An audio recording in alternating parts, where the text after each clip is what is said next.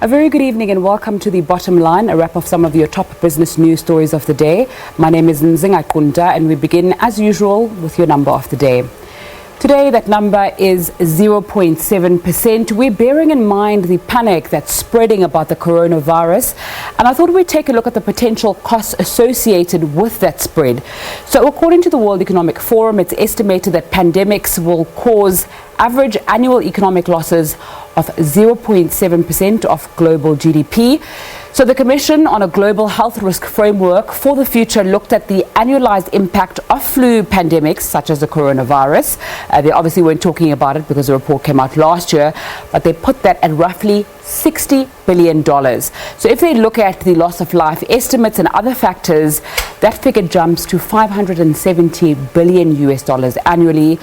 So what does the cost of illness look like before? If we go back to 1994 in India, in a city called Surat, a plague broke out and the subsequent panic, loss of trade amounted to $240 million according to the World Bank, and the loss of exports amounted to over $420 million. GDP losses to countries affected by the SARS outbreak in the early 2000s amounted to $13 billion. So there's obviously worries around the kind of impact that the coronavirus will have, not just on the Chinese and Asian economies, but the world as well. So our number of the day is 0.7%, that estimate of how much that will cost the world.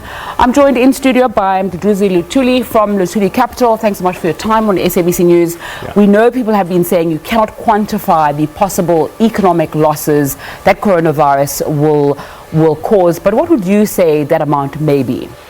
Yeah, so that is the honest answer, is no one really knows. The problem with the coronavirus is, and you've seen this from how it spread to the few places around the world, is that it incubates very well, I think for about 2 weeks.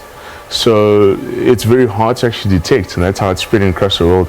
At the moment, it seems to be contained inside mainland China and a little bit in Australia. I guess the most recent example we can look to was the SARS outbreak, and I guess one can say that China was possibly the best place for this to happen. And why I say that is that they're probably the most prepared country for anything like this, for a virus that is flu-based. And they seem to be doing a lot to contain this. And thus far, the numbers show that it's nowhere near as bad as the SARS virus. Back then, it wiped out about 1.1% of their GDP. We certainly don't need that in a slowing global economy. But if you look at markets around the world, outside of the Hong Kong markets, the rest of the world, the rest of trade seem to believe what China is saying, which is to say that this is contained, that this is a localized problem, and that it won't spread and become a global pandemic, because after about 3-4 days of selling, people are buying again and markets are running. Yeah. Okay, let's come back to South Africa. We know that one of our fears is whenever anything happens with the world markets, we get affected. But also internally, we're very worried about Moody's possibly downgrading us. Bloomberg spoke to the lead sovereign analyst for South Africa, and she was saying that there is nothing to flag for the time being in South Africa. Was that interview a kind of way for us to breathe a sigh of relief, and it's perhaps not a foregone conclusion that South Africa will be downgraded after budget? I think all you can take from that, it was just them saying in not too many words that, look, we have to wait for the midterm budget that's coming in Feb, and get some sort of clear direction as to what the plan is, if there is a plan. So I mean, they just recently changed this from stable to negative outlook, and that's what they were saying. Look, we just recently told South Africa that we do have a negative outlook to you guys. What have you done about it? And it would be a bit premature for them to take any decision prior to hearing what we have planned in terms of the budget and what, if any, plan we have in turning this economy around.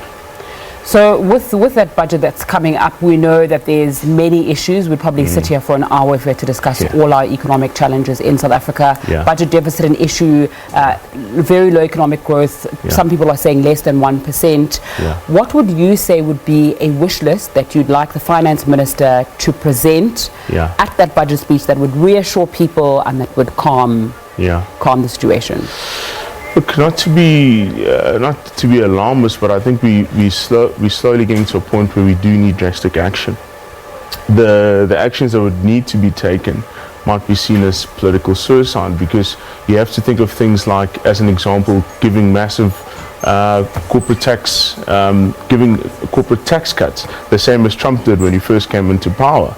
You know, South Africa's at a point right now is that the only way we're going to get growing again, the only way we're going to be growing about 5% in that national development plan is not just a document, and we start making serious dents into structural unemployment, is you either got to attract foreign investment, and that's the first thing President Cyril did when he came in. He said we need to go on this drive and get foreigners investing, or you need to convince South African businesses who are sitting on historical cash piles, they're sitting on cash and are not willing to invest in this economy.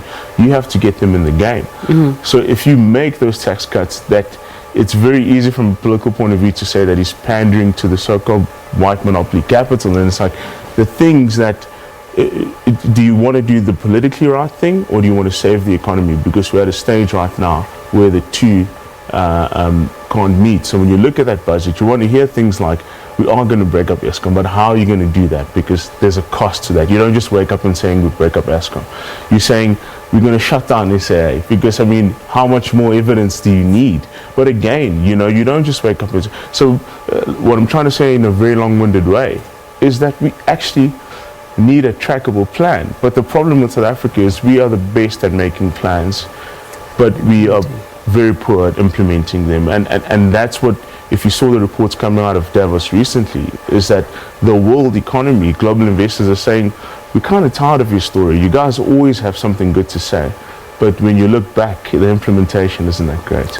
It's interesting that you spoke about that so-called investment strike by corporates, because Investec, I think about a month or two ago, one of the economists said there isn't actually, that people are actually putting back in. And I wanted to discuss something from Investec economist Annabel Bishop, who says that November 2019's leading business cycle indicator points to the fact that Q3 GDP of 2020 will look better than Q2. We are talking always about the depressed economy, constrained consumers, but it seems as though in just a few months we'll be okay. The funny thing is, these projections, these forecasts, whether it's looking at the economy or whether it's looking at things like corporate earnings, are always very positive, you know, because if you're an investor, you have to be positive. You don't invest unless you believe that tomorrow will be better than today. But the reality, and the reality that's been there for the last 5 years or so, is that looking back, it's never as positive. Now, I'm not sitting here saying that we're about to go into a recession. I'm sitting here saying that we need to get going, because as an economy, we're very stagnant, and most of our problems stem from that, an economy that is just going nowhere slowly. Okay, very quickly, we want to talk about the job losses. We always hear an announcement, Telkom 3,000, Distel, MultiChoice, as well as others. Is South Africa dealing with this inequality and this jobs bloodbath, as people like calling it, adequately? And then if you're watching and looking at all of these issues that we've just spoken about, as someone sitting and watching this, what can you do to protect yourself from the economic challenges that are here now and that may still come? Look, if you're still blessed with a job in a country that has an atrocious unemployment rate, the one thing I always say to people is that you got to build a safety net. So it's either getting retrenchment cover if you go the insurance route, or actually saving up some sort of nest egg, you know, 6 to 12 months worth of salary. That sounds like a lot, but at least it's something to aim for. Make sure that if life happens to you, you don't find yourself 1 or 2 months away from being homeless and your car being taken away from you, because that is the reality of the country, and we can't get away from that. Mduduzi Luthuli, the founder of Luthuli Capital, joining me in studio. Thanks so much for your time on SABC News this evening. It's a pleasure.